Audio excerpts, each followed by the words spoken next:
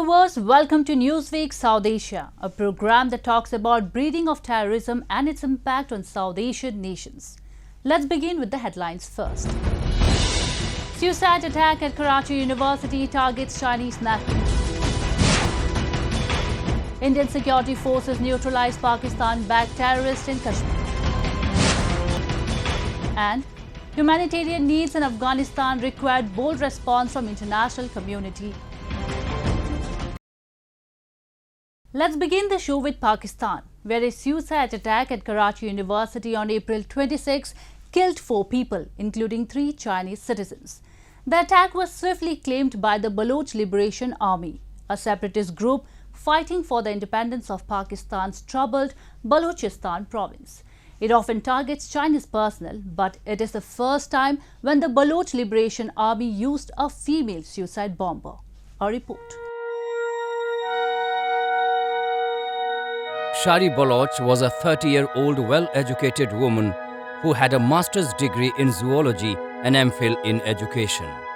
According to reports, her father was a government servant while her husband is a dentist. Recently, in a suicide bombing, she blew herself targeting the Chinese nationals near the Confucius Institute, a Chinese language teaching center at Karachi University in Pakistan. 3 Chinese teachers and a Pakistani driver were killed in the blast.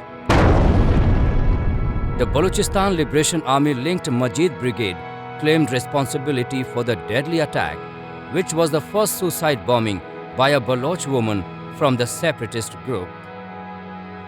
The explosion was the first major attack against Chinese nationals in Pakistan since last year, when a suicide bomber blew up a passenger bus in northern Pakistan that killed 13 people, including 9 Chinese.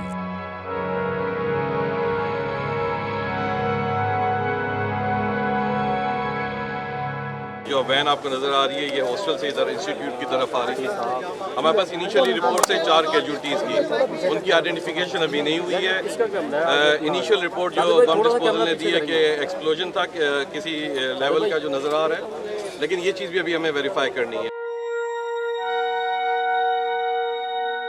The involvement of Shari Baloch, the mother of 2 in the attack, has sent alarm bells ringing.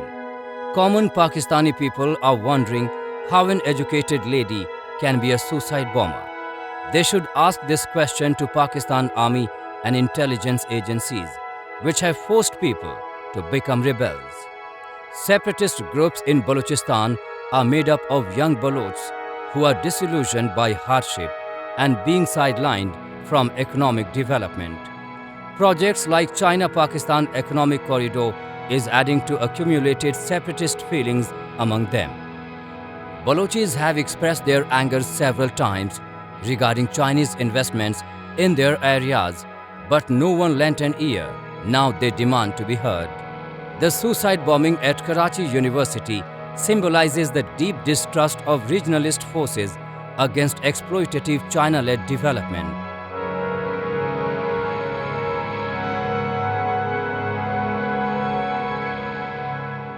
जिस तरह सुई का gas सदियों से निकल रहा है, लेकिन आज तक बलूचिस्तान को कोई फायदा नहीं हुआ।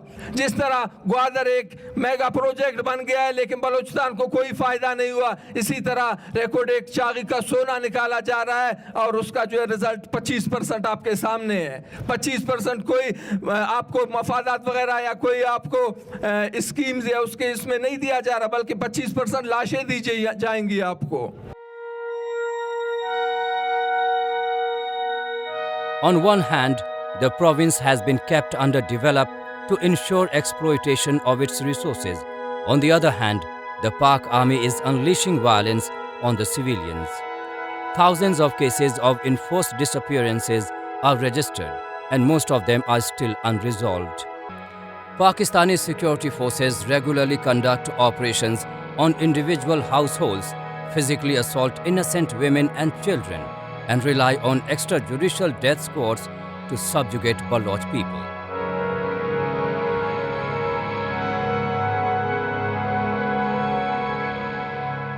आप सुने आज इस वक्त इस मुल्क में अगर सबसे सस्ती चीज है तो अफसोस से कहना पड़ेगा कि वो बलोच आवाम का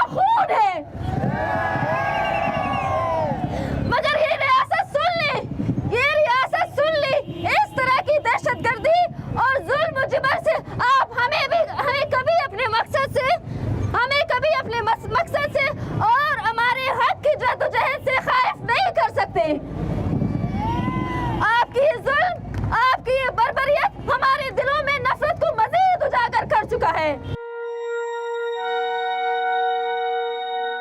Balochistan has been bleeding continuously for the last 7 decades, but the world doesn't seem to have either the time or inclination to do something. Therefore, the Baloch people have now decided to take revenge on their own. In an unverified video, Baloch Liberation Army has stated that unless China and Pakistan withdraw from Balochistan, attacks will continue and that a special unit has been formed within the Majid Brigade to specifically target Chinese officials working on CPEC. Pakistan, which has made Balochistan a battlefield, is paying for its own deed.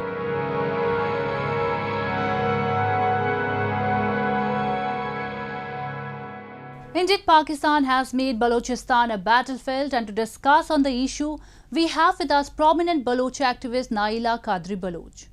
Ms. Baloch, how would you react to the recent incident that happened in Karachi University? This is a very high time for the world to look at Balochistan. To look, because who is responsible when Baloch, highly educated girls and boys, instead of, mother of 2 beautiful kids, having a very decent family, a very well-educated family. If a girl of that level that Shari Baloch was, can decide to be a self-sacrificer, the world can understand what Baloch people are going through. This suicide attack shows that the movement of Balochistan has been restructured into more aggressive form. Don't you think violence can create hurdles in achieving the ultimate goal which common Baloch are looking for? Who is responsible for that? The state of Pakistan and the greed of state of Communist Party and the Communist government of China is responsible for pushing our daughters and our sons to the level of self-sacrificing. Because there is no political platform left, because United Nations are not listening to Baloch, because the world is not listening to Baloch, because nobody is feeling the pain. What kind of human rights violations and abuses youths face in Balochistan, especially those who are studying in colleges? The students are picked up by the ISI and Pakistani military. Every day there is news of 1 student or 2 student or 3 are picked up and they are missing. And after some times, few dead bodies are found, or the dead bodies without identification, they are taking and they are burying. They take their organs. That's why they don't let anybody to go near them. Organ harvesting of our youth. Ms. Baloch, how do you see China's role in escalating Balochistan crisis? All the time we have told China that Balochistan is an occupied country and Pakistan has no right to sell our ports or our gold or our assets to anybody. So please don't come. But with the entrance of China, the human rights violations, they reached at the level of genocide, because Pakistan army was trying to please China and bulldozing our villages. They were wiping our villages. They were killing our people. Absolutely. China cannot evade its responsibility at this critical point. Thank you, Ms. Baloch, for joining us.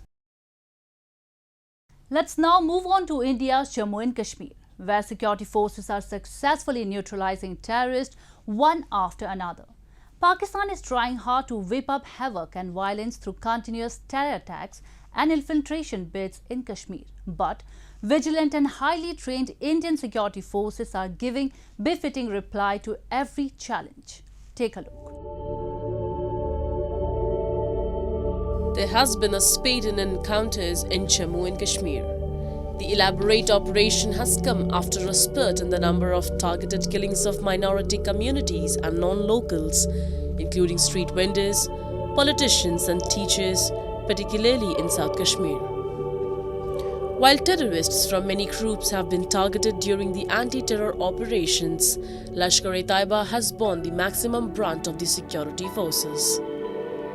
According to Jammu and Kashmir police, more than 62 terrorists have been killed in the valley so far this year, and most of them were affiliated with the Lashkar-e-Taiba outfit. Others belong to Jaish-e-Mohammed, Hizbul Mujahideen and Al-Badr group. Most of these terror outfits have their origin in Pakistan.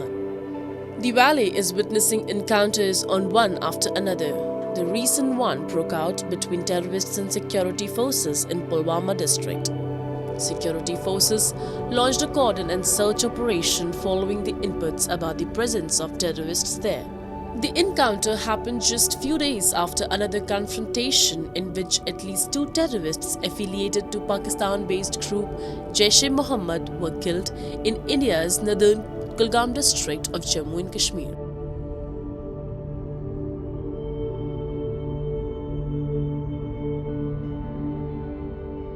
आज दोपहर में SSP Kulgam को एक खबर मिला था कि मेरावा गांव में 3 से 4 जैश मोहम्मद के टेररिस्ट छिपे हुए हैं। तो कुलगांव पुलिस की छोटी टीम और आर्मी की 9 राष्ट्रीय राइफल की छोटी टीम जाके पहले कॉर्डन डाला। कॉर्डन डालते ही इनकाउंटर शुरू हो गया, जिसमें 2 टेररिस्ट मारे गए हैं जैश मोहम्मद के। Indian security forces also have intelligence inputs about the presence of terrorists across the international border in Pakistan. The border security force is on alert and patrolling has been increased to ensure peace on the border. The BSF has continued its annual tunnel drive in Jammu, Samba and Kathua districts. Recently, BSF had recovered a cache of arms and ammunition during a search operation along the international border in Jammu.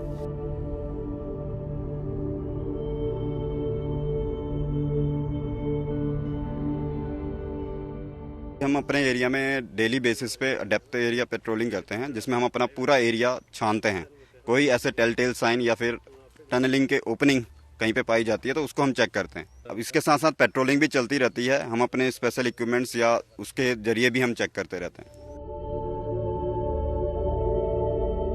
Pakistan has always sought with varying degrees of intensity to destabilize India, wreck its unity and challenge its integrity.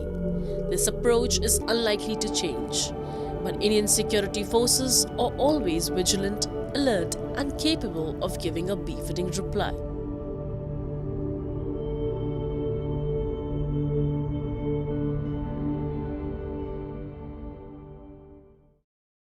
Months after the Taliban's takeover, Afghanistan is in crisis. Millions of people are facing starvation, the healthcare system is collapsing and wages are plummeting. As Afghans struggle to meet basic needs, they are being pushed to take desperate measures including child labour and child marriage.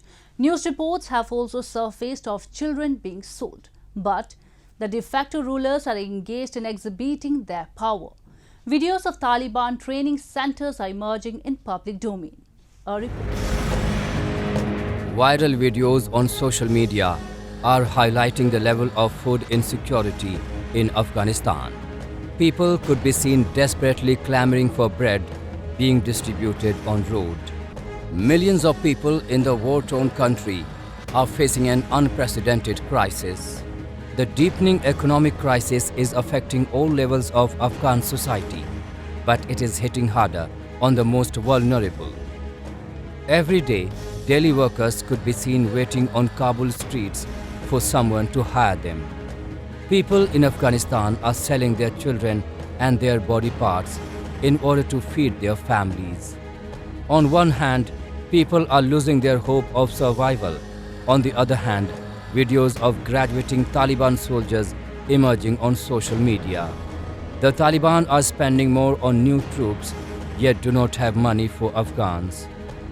It would be unwise to expect sensibility from the Taliban, but those who can help common Afghans need to play their role now. The international community must find ways to spare the Afghan people from the impact of the decision to halt development support. You see, Taliban has been a fighting force all along. And at this stage, they need to learn how to govern. And that has been their major challenge. Now, as we know, that there are large number of groups, because Taliban is also not a homogeneous entity. And therefore, what we see is that there are many challenges that it is facing. It is still waiting for recognition from the world. It is also hoping that it will continue to receive the funding that has been committed so that it can also provide relief to the people. But till then, the more and more people will get disenchanted, and therefore, in order to keep them under control, it needs to refurbish its training programs, its forces. The first step in any meaningful humanitarian response must be to halt the death spiral of the Afghan economy. Without that, even the best funded and most effective aid operation will not save the people of Afghanistan from an unimaginable future. As the world focuses its attention on the war in Ukraine, the United Nations has reminded the international community to remember Afghanistan, to save the lives and livelihoods of those in the landlocked country.